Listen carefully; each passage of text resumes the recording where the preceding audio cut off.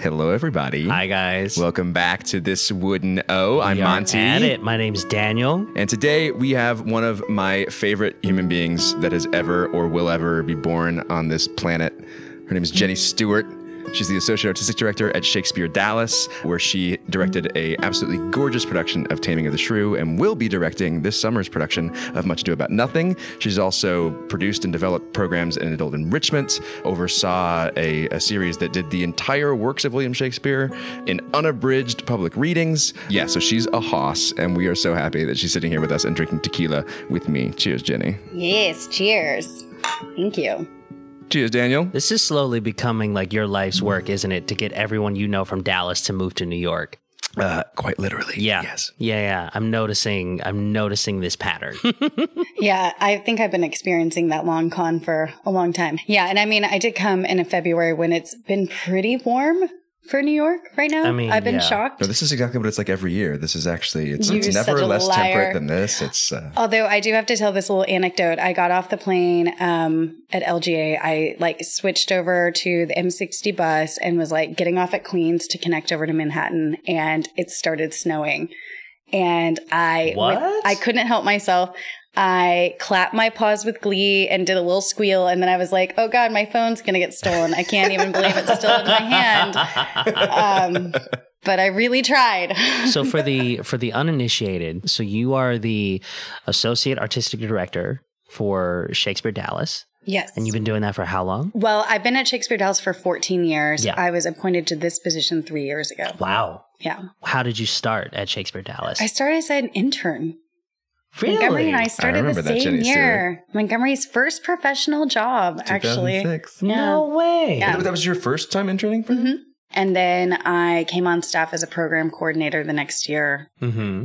What kept you there? What was it that drew you to it and made you stay? Well, we have a really great artistic director named Raphael Perry, who is amazing. And so I had no background in classical theater whatsoever when I started with Shakespeare. My college training was all performance art, avant-garde based. So I always say I have a degree in making shadows, and I can still make some really good shadows. That's so beautiful. But yeah, no classical theater training. I'd done one production of A Midsummer Night's Dream in high school and read the normal curriculum. And Raphael, my now boss and mentor and all of that, came and directed there. And we started working together at a now avant-garde kind of side company we run called Project X. Mm-hmm. And then opportunity came up at Shakespeare Dallas, and he was like, you should come work there. And I was like, I don't know anything about Shakespeare. And that started a very long love affair with the Bard that has changed my life in completely unimagined ways. Taking my kind of avant-garde language-based play experience and infusing it into the canon is one of my greatest kind of joys in creating. So what does that look like for you? Blending those two things together. When you're doing an avant-garde play, you're relying on kind of infusing it with multiple images so that any type of learner can absorb the information. And I think it's the same way with a Shakespeare play. So you have your way of communicating with language, you have your way of communicating with visuals, you have your way of communicating with movement, you have your way of communicating with music, you have your way, if you can incorporate video or other kind of elements like that, and layering the images so that one, you might not know what you're receiving in the moment. It might take you a little bit to process it, but eventually you will get the full realization of what you've just experienced kind of over time in a way that's layered interestingly, that'll stick with you longer than just sort of an immediate kind of live theatrical event that isn't as deep or as layered as any type of language-based play is. Is it about giving multiple ways in, or is it about the dichotomy of those things working in opposition? I think that you can view it as two ways, right? So it's multiple ways in, but it's also layered. So it's someone might find an easier access point to start receiving the material, but eventually once they're in the middle, they'll have all of the different layers sort of processing at once. And we like to say, and Raphael says this, and my favorite playwright, Eric N, says this, is the goal is always to direct a play as if a dog could watch it and understand it. I've always kind of viewed myself as just a semi-professional viewer of theater. And that's really what my job as a director is to do, is watch and do I understand it? How can I make it more and more and more and more clear? And always trying to imagine watching it for the first time. So when we're doing a Shakespeare play, when we're doing text work, I really want to focus on relationships. What are your objectives and what is your relationship with the other characters in the scene? And I think as long as those are crystal clear, that anyone viewing for the first time will get them. I also think in a Shakespeare play, the first 7 minutes are really important. So when you talk about putting like a setting or a concept on Shakespeare, because that's what we're all basically doing, those first 7 minutes are integral because people are trying to figure out, like, where are we? Who are these people? What are they doing? So it's how do you make that crystal clear right at the beginning of, like, here's the time period. Here's the main plot characters. Here's how we lift it so that people can get that very simply and they won't miss all that exposition that is normally heavy loaded in a Shakespeare play, where you might miss like the first 5 important character names and then you're struggling in Act 1, Scene 2 to figure out who they really are and what they're doing. So like I really concentrate on that first like 7 to 10 minutes to make sure it's like super clear and defined. So when I was directing Taming of the Shrew, normally people cut the induction scene for time because you don't really need to set up all the like Elizabethan class structure and all of that stuff if you're not setting it in that period. So I kind of did an homage to that. So I did it during the early 1900s suffragette movement. And so I got rid of that and did this like kind of silent movie sort of like homage to that kind of set up the basic like period and structure and da-da-da. There was like kind of I called it a moving tableau, which isn't really a thing, but that's what I called it in my head. So things aren't things until they're things. Yeah. Well, in my brain, that's what it was. And Raphael was like, that's not a thing. You can't call it that. And I'm like, I'm calling it that. It's like, it's just like a 1 minute long moving tableau. It's fine. Sounds like Shakespeare to me. Well, sure. But so like really trying to be clear on like, where are we? Who are the people? Lifting the names, lifting the key plot points, because knowing that people are adjusting their ear, I think in any live theater experience, but especially Shakespeare, those first minutes are crucial to whether they're going to like shut down or be open and receiving the information or so on and so forth. Right. How did you come to 7 minutes? That was about to be my next question. How did you figure out 7 was like the sweet spot? I think you can see it set up in structure is about that far into the text is when the exposition really stops and action starts taking place. Reading the opening sections of the entire canon. I mean, I did a Canon Completion project, so this is based on what I feel like is where generally the exposition stops and information plot is actually starting to happen. So lifting the names is one thing you mentioned. Are there other things that you've seen or come to in your own time that allow that gripping of the audience to be a little bit easier? Setting and time has to be so crystal clear. Making your concept more clear in your brain isn't going to be helpful because the more detailed it is, the more useless it's going to be in communicating it to like a broad audience. So it's like broad brush strokes are all you need because it's Shakespeare and we didn't really need any other like storytelling elements except the language, but modern audience kind of expects it and we can, and so why not? Very clear, concise staging is really important right at the top. And and I think lifting the names is really important because I think people start to check out when they can't follow who is who. I'm like a big fan of subtly color coding costumes too. Like sporting teams? Color coding? Well, not like that, but like more by archetype or dynamic of person. So like working with a costume designer to kind of put sets of people with sets of people and anything you can do to layer that kind of information receiving. So if listening isn't your greatest skill, which is hard when you're doing a Shakespeare play, and it's not one of mine because I'm like mostly deaf in my left ear. So it's hard for me too. If like visual is your thing, you're like, oh, I have all these visual cues. They're like subtle and artistic and responsible, but they're also helping me receive the information in a way that might be difficult if you're a different kind of learner. Do you think you lean more toward visual aspects in your work because of the deafness in your ear? Probably so, because I'm more visual for sure because of that. And I do rely a lot on eye contact and like reading lips to actually like understand human conversations. At our park, it's not really an issue because everybody is mic'd and like the speakers are real loud. So I can hear everything just fine. But I think like as a person who lives in the world, that's of concern to me is I'm like, can you hear or see? And the other difficult thing at our park is it's so big and because there are microphones, you can't always tell who's talking because all the sound is coming out of the same sound source. So it's also like having to like use gesture, but also connect that gesture to text to identify who's talking and make it seem natural. In typical theater, it's like 15-foot roll and we're like 45-foot roll. It changes the scale of everything. But yeah, I think definitely like one, wearing a microphone, it requires a different vocal performance that you have to like moderate your lows and highs and perform with your vocal variety in kind of a different way, while also being outdoors and feeling like it's never ending and there's nothing on top. So it feels infinite, but you have to moderate your range because the microphones make it infinite. But I also think like staging wise, it's really hard, especially with group scenes. So like at the end of Taming the Shrew, where it's the wedding, where I called it like the Grease lunchroom scene, where it's like guys talk, girls talk, guys talk, girls talk. You know what I mean? Yeah. And it's like, how do you have your entire, it's Act 5 of Shakespeare. That's always the problem. Act 5, everybody's on stage. And it's like, how do you give focus, especially in that, where it's like, boys, girls, and then Kate has her monologue, and then your stage is full of all of these people, and how do you give her the focus that she needs that's still dynamic, and how do you like make all of that seem realistic and natural and all of that? And I think it's just the actors have to do it. The ensemble has to do it, really.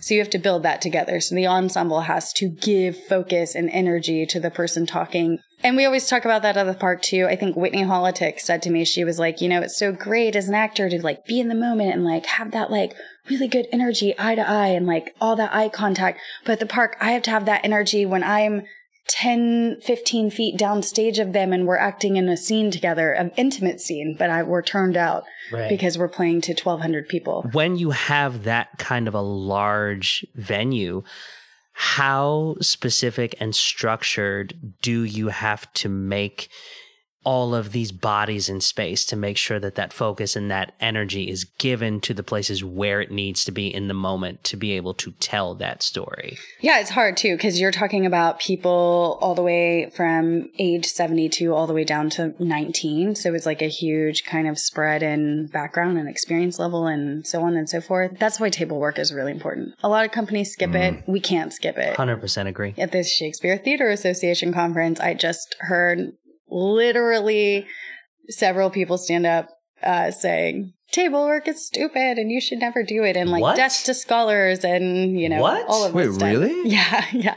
We had a panel of the Shakespeare Theater Association conference this year called Scholars and Practitioners, hoping to forge like a more symbiotic relationship between the two, because I think in my work with Shakespeare, like I am very deeply grateful to scholars for what they put together and what I've learned and what kind of tools I've pulled from their material to use in practice, not only like in the rehearsal hall and actual performance, but also in adult enrichment programs for our patrons and members who are amazing and they deserve to learn more about Shakespeare. But some people are like such hardcore practitioners that they're like, no, that's like the death to the art form, like that scholars have co-opted Shakespeare essentially. One of the things that I love the most about doing the Canon Completion project, because I got to be in 3 or 4 of those readings, because you only had a week and then you did 2 performances.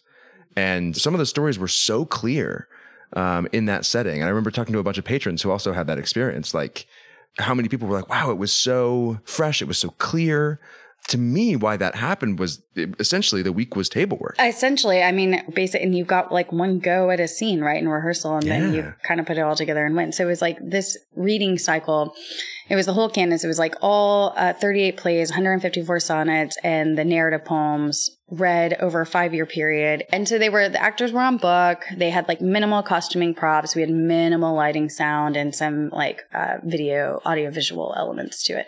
So there was some like extra tech, but it was really, as we would tell the patrons in every curtain speech, it was more about hearing the plays as the Elizabethans would have. And they were all unabridged. So man, you really discovered how many plays are pretty much as long as Hamlet during that cycle that I never would have thought of, including Romeo and Juliet is the way it appears in the first folio. Oh, yeah. It's a beast.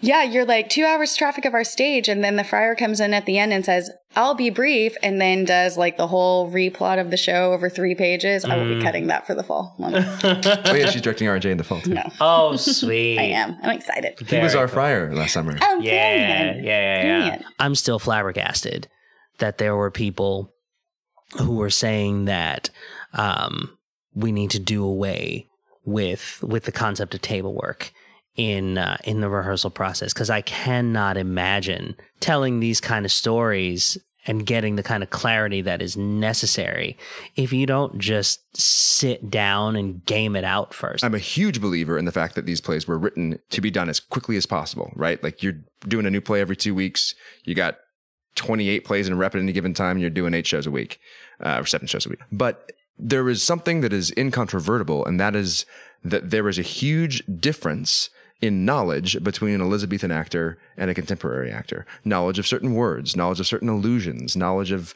certain speech patterns. If for nothing else, unless you're working with a company who only does Shakespeare or is like working at an expert level at every single person of that company, if you don't have the time to acclimate them to the world those actors would have had, then the whole theory goes out the window. I would agree. I also think the difference in knowledge between an Elizabethan actor and a contemporary actor, a large part of that is the access to shared knowledge of this work. I think that's a huge part of it. We have access now to so many different points of view and perspective, and so there's a lot of information out there that can be gleaned or discarded as necessary because the internet is a thing that happens.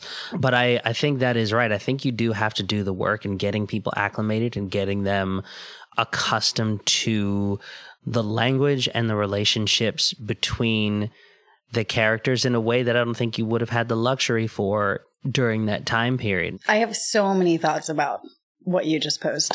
So first off, I don't think any editor, there's differing skill sets between what an Elizabethan acting company has and a modern acting company, and how do we bridge that gap of 450 years? We're not going to do that. I love the whole idea of like original practices. I'm obsessed with it. I don't do that kind of work, but I love seeing it. I love seeing original rehearsal techniques. I love seeing original pronunciation. I love seeing like original performance practice. I think that's all so amazing. And the great thing about Shakespeare is there's a place for all of that in this world. But I'm also a huge fan of the PlayOn project that Oregon Shakespeare Festival started, which was the translation project to translate the entire canon of plays by living playwrights, with the ultimate goal to get the playwright back into your rehearsal room, because typically you get to collaborate with a playwright. However, our darling William Shakespeare has been dead for 450 years and therefore is not available. Or has he? Let's see with Elvis. Is he Elvis? It's so unclear. But how do we get that person back into our rehearsal hall, which is what this project did. And I think it's amazing and incredible. And I think in general, most of these playwrights did a masterful job in going in and picking out these archaic phrases that in some situations, including in The Taming of the Shrew, a word appears one time in the play that appears nowhere else written in the entirety of the English language, and no one knows what it means. And so why not get rid of it and substitute it for context? Because all we're doing is trying to imply context on it anyways. And let's have a qualified poet playwright to make that choice instead of me, who is not a playwright, or an actor who is not a playwright. Like, let's have an actual poet change that word for us. So I think that project is really engaging. Now, on the flip side, people are like, oh God, you're going to like Marie Kondo all our Shakespeare editions. You're going to throw away our first folio and burn all the quartos, and there'll be no more Folger, and we're just going to have these PlayOn translations. And I'm like, slow your roll. Marie Kondo is not saying throw away your books. If it sparks joy and you find it useful, keep doing those. But here is also an alternative. Sure. And I always go back to like, I at least had to read Beowulf in high school. I assume you guys probably did too. Thank God we did not. And we did not have to read it in Middle English because we wouldn't have been able to understand it. So if we want to preserve this for 450 years, someone's going to have to translate this stuff. What I find when you have those words that appear only once in a play or only once in the English language ever. And what's great for me, it doesn't even matter if it only appears once in the English language, because oftentimes something appears in Shakespeare and then gets used 1,000 times afterwards. But if you go to shakespeareswords.com, you can type a word in in, find it in all of Shakespeare's plays. And you will find so frequently words that only appear once. Now, what I love about them and what I find, especially working with young people, young actors or young audience members, to me, that is Shakespeare having a character make up a word, which is something that's become so common again in our modern times. And I actually, I find it such an easy window in when you find a character creating something out of nothing to express an idea that they don't have a easily accessible word for, that from my experience, often makes those audience members then a little bit less, I have to understand every single word that happens next.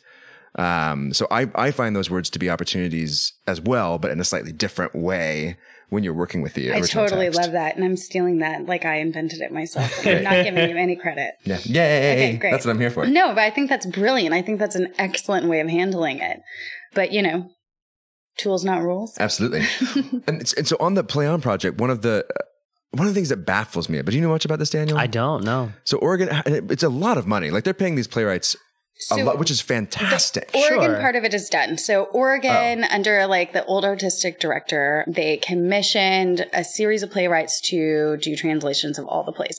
Now they exist extant. Each playwright owns their own play, right? So if like a theater company wants to produce it, like Edward III, if I wanted to produce Edward III, Octavio Solis translated that. I would go to Octavio Solis or his agent or whoever, and I would say, I want to produce this, and we would work out like our licensing agreement. Right. Okay. So each playwright retains their own work, which is really brilliant because Oregon basically facilitated and paid them all to do these kind of commissions. And paid them, from what I understand, like 2 years of living wages. Really? That's what we heard nice at the commission. Shakespeare Theater Association conference. Paid them quite a hefty bit of money. It's a lot of people of color, a lot of women playwright voices too, kind of reinterpreting this playwright, which I think is amazing.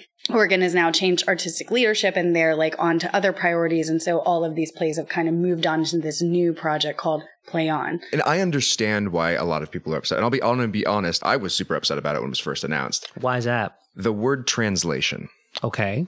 And for a lot of the people that I've spoken to who are still huge not fans of the project, which as you said, Jenny, I think the most important thing from all of this is this idea of collaborating with Shakespeare, right? Shakespeare only had one original story and everything else he's adapting from popular stories, popular history, et cetera, et cetera, et cetera. Shakespeare is an actor first who becomes a writer. He's working collaboratively. All the other playwrights are working collaboratively. Like this idea of collaborative joining in with the playwright, I think is so essential. And that's what I love about the idea of PlayOn. Have you read multiple ones of this? I have. I've read several of them. And also I've like seen side by side, like comparatively to like the Folger versus like a translated. And they still scan and but they're like thoughtful words and it's not simplified. It's not like No Fear Shakespeare where it's like, not to rag on the No Fear Shakespeare people, but it's not simplified. Right. It's just translated. And I'm not offended by the word translation because I translate Shakespeare's plays for myself all the time, anytime I read an annotation, anytime I give a direction, anytime I do anything. And like, I really appreciate just the other voice because the thing is too, that like, these are uncut translations, right? So you can cut with the playwright's like approval. Like you're still working with like a raw document that needs shaping. You just now have a playwright to work with you in that journey. So going back a bit, Monty, why do you take issue with the word translation? Well, say for example, the one that I've looked at is Timon of Athens. And I'm not a big fan of Shakespeare's version of that play, but I will say that when I was looking at this translation, it did not seem like a direct translation, right? It seemed like a new playwright's voice was directly in there, which, let me be clear, I think is fantastic and should be encouraged. It just should then be called an adaptation rather than a translation. I think that's what a lot of people bucked at the idea that Shakespeare needs to be translated. And I would agree with that. I think that, in fact, the fun and uniqueness of these plays is the fact that they are actually, unlike Old English, we are still speaking in Shakespeare's English. Some words have changed. Some words are more frequent now. Some words were more frequent then, but we are actually still linguistically in the same mode of English. They're the early modern, and I think we're maybe verging on late modern, which is an interesting thing to think about. What comes after late modern? Just emojis. Just emojis. We just all communicate in emojis. I still have a problem with that word because I don't think that's what they are. And I think that it undermines the playwrights as well as Shakespeare's works. And the fact that every time we do Shakespeare, unlike when we do Beckett, we are adapting the plays. Every time we produce a play written by Shakespeare, you're doing an adaptation. Every time you cut a word, you're adapting it. Exactly. Well, but you're not really adapting Shakespeare because we don't really know what the authoritative edition is. We're adapting quote unquote Shakespeare. Shakespeare, Yeah. Capital S Shakespeare. Capital S Shakespeare, yeah. So one of the things that I loved at STA was this lecture performance that you produced with John S. Davies, Quarto versus Folio, that explored the differences and maybe benefits in some cases of working from a quarto versus working from the folio. And what I personally loved the most about it was at this hour-long performance, the kind of thesis statement that it ended with was, it doesn't matter if you like the folio. It doesn't matter if you like the quarto. What I hope this gives you is that when you work on Shakespeare next, don't download the MIT text. Don't pick off the Folger from the shelf and direct that. You have these things to get your fingers dirty in and collaborate with Shakespeare. And when you do that, you'll have an ownership over it. You'll have a relationship with it. You'll have a connection to the material that can't be replicated through another way of working. And that, to me, opens up doors and possibilities in a way that doing Beckett or Mamet, where you must do every single dash and comma and period exactly as the playwright has it in the script, or else they're going to pull your production. And just a place of more agency for all of the actors engaged with it. I love meaningful stories simply told. So that's ultimately my whole goal when looking at the text. And I think, I've been working very intimately with Shakespeare for 14 years. But I still, as far as my directing career, am moving out of the newlywed phase with him. And I think that I get less precious now that it's not new. So I don't feel compelled to use my folio or my Folger or my MIT edition or whatever. And I think that there is more freedom to rearrange scenes or, swap lines with characters or do what you think is compelling to be truthful to his story, but also this specific story that you're focusing on, especially when we talk about most of us have to cut lines for length. And you have to, if we're doing Hamlet, it's like, what are you focusing on? Is it family drama? Is it political intrigue? Is it some of both? And how are you shaping and cutting that? And what is your story you're telling through his words? I'm a little less precious with that every day. What was it in the beginning that made you a little bit more precious with the work that you have since let go of? What is the main difference in how you work now as opposed to 14 years ago? I constantly remind myself that I'm not on a ladder. And anytime I feel like I'm climbing up a ladder, I jump off it immediately. What do you mean? So like what we do in our profession is not hierarchical. There's not like you start at the bottom and you climb to the top until like there's some like angle where you ring the bell and you're like the best at everything. Like that's not the journey of an artist. Like if anything, it's more like a sphere or globe where you're constantly going up and down and all around and sideways and kind of over that. So anytime I feel like I did good, so now I move up one more level and I can do better this time and da-da-da-da-da. I just like reject that completely. And maybe that's like kind of the avant-gardist or anarchist in me. And I'm like... Or the Scorpio. Or the Scorpio. I think, too, it's taking Shakespeare off of that hierarchy. It isn't like, here's a list of playwrights and you can direct this one and it's simple because it's plain English. And then the next one up the ladder is this Beckett. And then the next one up the ladder is this one. The next ladder and Shakespeare's at the top because it's like harder to do or something. Shakespeare exists in so many people's minds as this like elevated challenge that maybe because it's been on the shelf longer, a higher place of sacredness or something like that. I think it's just standardized testing. In what way? Expand on that. A lot of playwrights have been on the shelf for a long time, and they don't have the same like almost religious fervor that a lot of people have with Shakespeare. As with you, I'm very pro-academic. I think their work with these plays is as interesting as practitioners' work with the plays. I think they're foundationally different, but I think they're both super interesting. However, I think that Shakespeare is forced into every classroom, regardless of whether that classroom wants it. These plays were meant to be apple pie, and they've turned into Brussels sprouts. And so I get the metaphor that you're trying to make. I don't know that I agree. Number one, because I love Brussels sprouts. I do too. I do too. Raw Brussels sprouts. I like raw Brussels sprouts. I eat raw Really? Brussels. Yeah, I eat raw Brussels sprouts. Ew, you're both weird. Okay, Raw we're Brussels. weird Yeah, I know. We're weird together. I'm definitely going to roast some Brussels I sprouts. think I have a better answer to your question. though. Okay. You made me think of this when you brought back, yes, I love scholars, but it's also releasing the idea of being beholden to an editor, even if that editor are the people who put together the first folio, of which there was no editor in the modern sense. But it's like, I have to trust my experience as a practitioner of theater and a storyteller to know what is going to create the arc of the play the most efficiently for the production I'm doing.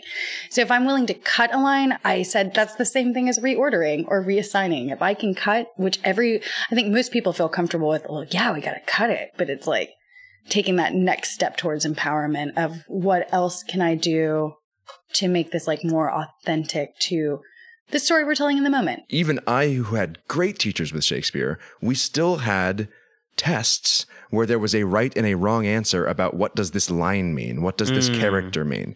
It was introduced like calculus and not like art. It was introduced with a right and a wrong, whereas I think Shakespeare was constantly trying to invoke your imagination. There may be some that are wrong, but there's also an infinity of rights. I don't know, in my opinion, that is a problem that's unique to Shakespeare. I think that's just an issue with the way that the public education system teaches literature. But what other playwright is as widely taught as Shakespeare? That's fair. Dickens. Well, he's not a playwright. He's not a playwright. Yeah. One of the reasons that this company is called Rude Grooms is this letter about Shakespeare that was written by an academic writer about not liking this upstart crow coming in and an actor doing things that other people were supposed to do and stories not being done the right way. And it's like, to me, if you really love Shakespeare, then you have to love that almost punk rock aesthetic of coming in, loving the establishment, but not doing it the quote unquote right way. Right. And getting your hands dirty. And I think anything that does that at the end of the day is a huge addition to the community. Yeah. And it's like, if you don't like it, okay, do something like go and do your own thing.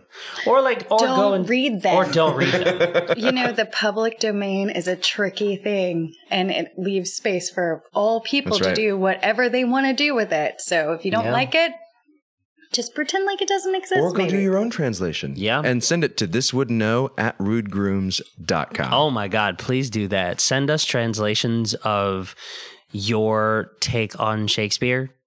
We will organize readings. I'm not kidding. Well, I will organize readings. Great. Meaning I will sit at this table by myself and just read people's But just come over and knock on the door and be like, Monty, we got another one. Can I sit at your table and read it? Yeah, I'll just read people's wackadoo translations. And Montgomery will wear the Darth Vader helmet. I will. Yes. I promise that. While ever Daniel is reading one of your translations of Shakespeare, I will at least wear the Darth Vader helmet for the duration of his reading. Okay, I think that might be because we're starting to run over. So for the sake of future whoever has to edit this episode, we should probably start to wind down. Okay. So what and how did your experience as a performer start to shift into being more or even exclusively interested in creating a place for the work and then helming that work as a director? I switched my focus. I had one of those crossroads moments in my early mid-20s where I was like, I could pursue my acting career or I could really focus on my kind of producing artistic development career. And I chose the other way and I was all in on that. It left no room for the other thing. So aside from doing pet projects with my favorite pieces of all time and my passion projects that I wanted to act in, now I'm super focused on directing and also, eventually, continuing my career towards being an artistic director of a theater. I think ultimately for me, leaving behind the acting was more about focusing on being able to select stories I wanted to tell, instead of having to be kind of beholden into someone else's vision. And I think that's where it all stems from.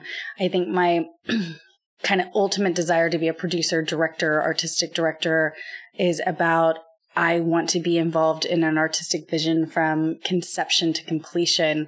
And as an actor, you only get a tiny portion of that life, even though it's the final realization of it.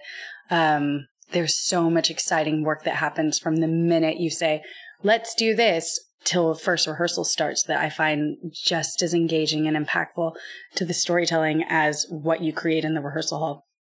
So in that way, I mean, it's not as extreme as filmmaking, but you make several different versions of the play along its kind of journey in life. And I love all of those iterations and learn from all of them and grow as an artist, I guess, and feel like the story is more fully realized having gone through that kind of process in totality. Do you remember what that crossroads was like and what pushed you in that direction? Yeah. So I was performing in a show at the time, and like in Dallas, one of our like major like agencies had come and seen the show, and they wanted to sign me, which I could have chosen to like kind of explore a more like robust acting career on stage, film kind of world, voiceover, whatever, commercial kind of industry level, or I could focus on like my you know, running a theater kind of at a higher level kind of career path I was on. And I chose that because I was like, I can't go on to auditions during the day. I can't drop what I'm doing. I'm not available. I can't do this.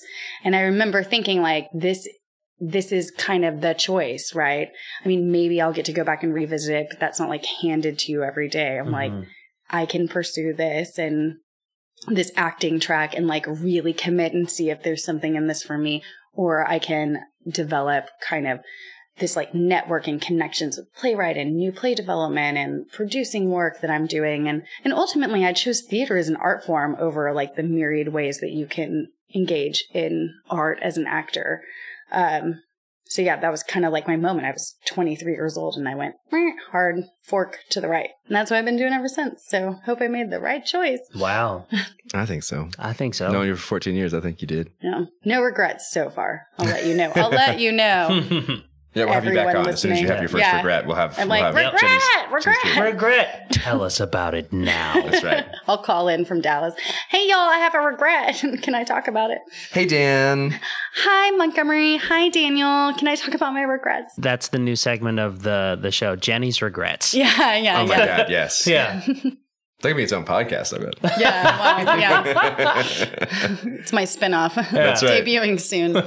Yeah. We're Cheers, you're Frasier. Fall of 2020. Frasier's the better show. Frasier is the much better show. Hey, baby, I hear the blues are calling, toss salads and scrambled eggs. All right, and we're done. Thank you so much. Your voice sounds so good on that SM58. I was like, you have a beautiful singing voice. Thank you. Yeah, all of you out there producing musicals in 2020, 2021, or wherever you're listening to this podcast, Daniel Kemper at the Daniel Kemper. Just hire me for anything. It doesn't need to be musicals, people. Hire me for whatever.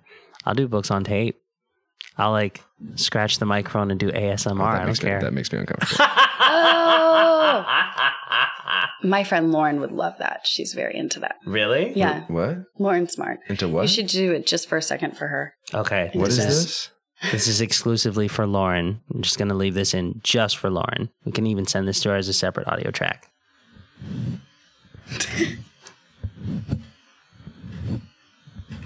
Oh no, I hate this. What is this? Why would anyone do this to anyone else? Well, you haven't looked enough stuff up on the internet. Nope. I'll tell you about it off camera, but for now, that will do it for this episode. Jenni Stewart, thank you so much for coming in. Tell the people listening where they can find you on the internet, if you're there at all. Oh, yeah, I'm on the internet. Like, like if people want to, I don't know. Oh, so on like, Instagram, you can find me at Jenna Lola, JennaLola. Cool. That's probably the best place. I don't know how to use Twitter. Maybe someone can teach me. I'll teach you. Okay. Yeah. I'm on Facebook. Twitter's a trash can fire. Yeah. But I have the world's most common name, so I don't remember what the there you go. URL is. But you can also find me at ShakespeareDallas.org. I'm the only Jenni on the website. So Much Ado is this summer, Romeo and Juliet's this fall. Give people details on that if they want to come check them out. Yeah, so Much Ado is happening in Dallas in June and July, and then Romeo and Juliet is happening in Dallas in September, October. You can hit ShakespeareDallas.org for specific dates and detail information. I'm doing Much Ado as a 1930s movie musical with tap dancing and Fred Astaire, Ginger Rogers style ballroom dancing. And Romeo and Juliet is going to be a love letter to 1980s teen rebellion. Love it. Oh my God. So yeah, if you're in Dallas, come check it out. I'll even hook you up with tickets if you follow me on Instagram. Follow her on Instagram. Follow her on Instagram and mention that you were sent to Jenni by this would know. And she'd be like, which one? And you'd be like, this one. This one. She'd be like, which one? because you'll be emailing her or calling her and she won't know. Yeah, you'll say Montgomery's kitchen table. I'll be like, Yeah.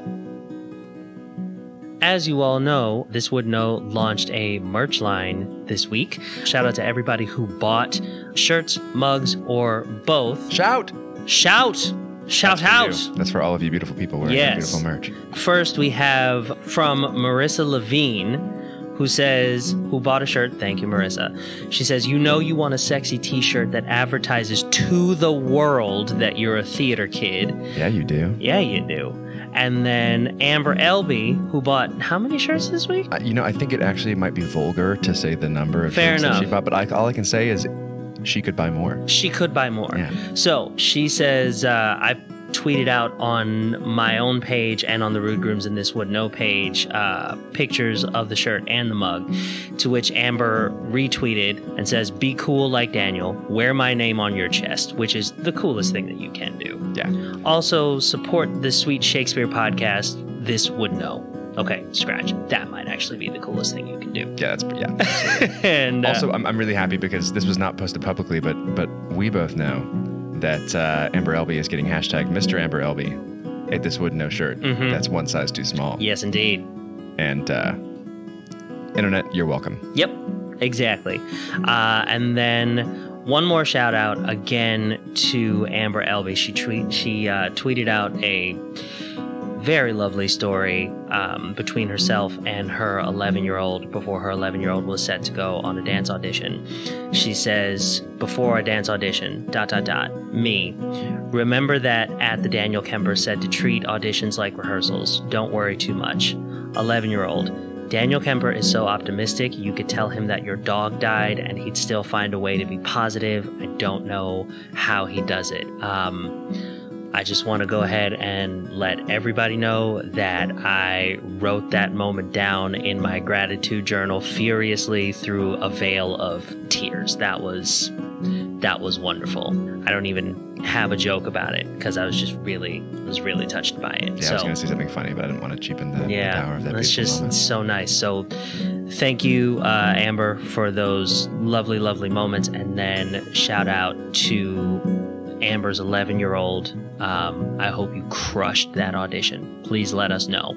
Oh, we know that she did. I'm 100% sure. I just want proof. If you've got your merch, or if you have anything you'd like to say about this week's episode, please go ahead and tweet at us at Rude Grooms or at This Would Know, and make sure to include that hashtag RGWouldKnow. You can also Instagram us at Rude Grooms, at This Would Know. We're also on Facebook, and we love it when you record an audio file and email it to thiswouldknow@rudegrooms.com. We do. Also, speaking of the merch line, as of the release of this episode, you have exactly 1 week left to get your merchandise with the 10% discount using the promo code WEIRDOS. After that, it will still be available, but you will have to pay full price for it. So save a little money, buy your merch. Don't make us cry for you. Don't make us cry for your wallet. Yeah. I mean, save that 10% right now. Listen, I'll be honest with you. I will wipe my tears away with the extra money that you will have sent our way, but save yourself some money. Save 10%. Get the thing. And then tweet and Instagram us with you wearing the thing, or with you purchasing the thing, or drinking from the thing.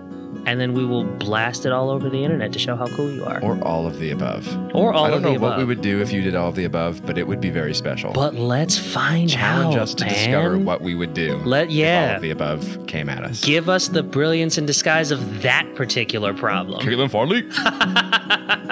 This week, I'm going to recommend another podcast, yet again, called An Actor Despairs. This podcast is hosted, yes. I love that. Oh, it's brilliant. It's hosted by my friend Ryan Perez, and it has guests including Harry Lennox, Kathleen Turner. There's got to be at least 2 or 3 dozen episodes out now. It's really, really wonderful. It's a sit-down conversation show, and the core of it is how did you get where you are, and what crazy vengeance happened to you along the way. It comes from Ryan's point of view, being an NYU graduate whose career is not where he wants it. Doesn't sound familiar at all. And the fact that he's always looked back at artists who he admire and has looked at their careers and their paths to making a living wage in this business and beyond as ways to keep getting up and fighting again. And hearing them speak in their own words and hearing his growth through these interviews are simultaneously so delightful, so heartening, so inspiring. So go out there, subscribe and download An Actor Despairs, hosted by Ryan Perez. Daniel? That's fantastic. This week, I'm going to recommend two things. One big thing in particular, the upcoming album by the artist Thundercat called It Is What It Is. Now, you will not be able to get the album until April 3rd, but I just want to put it on everybody's radar. And in the meantime, in anticipation of the album release, there is a single that has been released from the album. It is called Dragon Ball Do-Rag. Excuse me, what? Yes, Dragon Ball Do-Rag. Listen to it, enjoy yourself, and then thank me later. I'm going to thank you in advance because I already know that I love this. Right? Yeah. So that's my recommendation. The single, Dragon Ball Do-Rag by Thundercat, and then put a pin in it for the eventual album release, April 3rd, 2020. Album is titled It Is What It Is. That is going to wrap it up for all of that. I don't want the game to end. I can see that, Captain. It's a Picard reference. Oh my God. I love it. I love everything about this. Thank you all so much for listening. My name is Daniel. I'm Monty. You can find me on Twitter and Instagram at the Daniel Kemper. You can find me on Twitter at Montgomery Sutton. And on Instagram at Montgomery Sutton. Bye, guys. Bye. See you next week. Jenny's waving. Jenny's waving. Bye. More ASMR. Jenny's waving. No, stop it now. I'm cutting it off right now. No, this is over forever.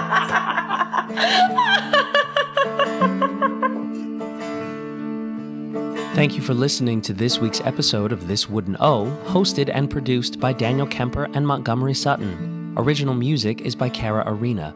This Wooden O is brought to you by Rude Grooms, a Queens, New York-based theater company creating epically intimate theatrical experiences in public spaces, non-traditional venues, and new media. Learn more at rudegrooms.com or follow us on social media at Rude Grooms and at This Wooden O.